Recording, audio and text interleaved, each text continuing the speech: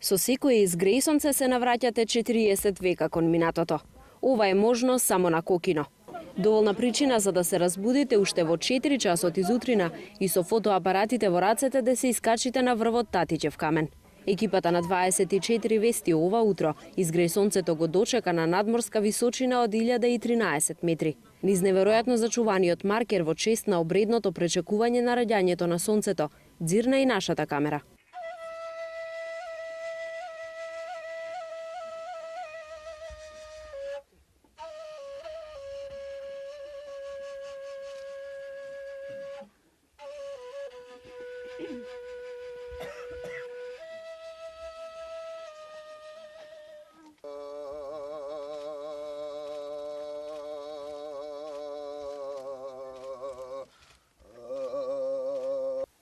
Роди се душа, роди се Македонија, роди се ангел и благослови светлина. Те сакам сонце златно, те сакам земјичке. Денеска присуствувавме на еден феномен, имено утринското сонце помина низ два вештачки направени маркери на Кокино и осветли едно камено седиште. Значењето на таа реконструкција беше да се обезбеди родна година, да се заблагодари на небото и на земјата за беричетот и родот кој бил оваа година, бидејќи новој датум предпоставуваме дека на прастарите жители на Кокино им завршувала сезона на жетва. Појавувањето на сонцето посетителите го проследија преку светлината која паѓаше врз актерот Тихомир Стојановски, додека тој ја изведуваше својата молитва кон сонцето.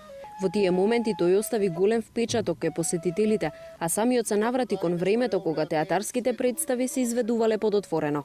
Која е разликата да се игра во театар и да се игра овде на Кокино? Тука се случува жив, божествен театар, а во театарот зграда, во театарот кутија, тој кога се затвори, не секогаш може да се поврати таа божествена живост што му е потребна.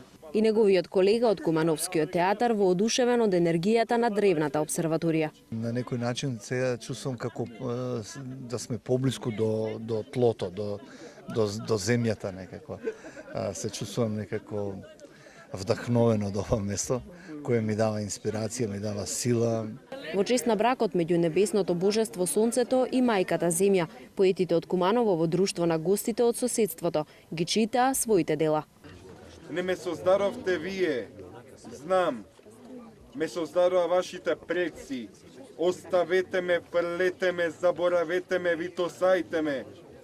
Јас ке умрам, ама тие пак ке се родат и пак ке ме создадат од пепелта под кладите на кои гореа моите мајки. Оваа година прерасна во меѓународно ниво и се надевам дека и наредните години ќе покануваме повеќе гости и повеќе творби ќе имаме за Кокино.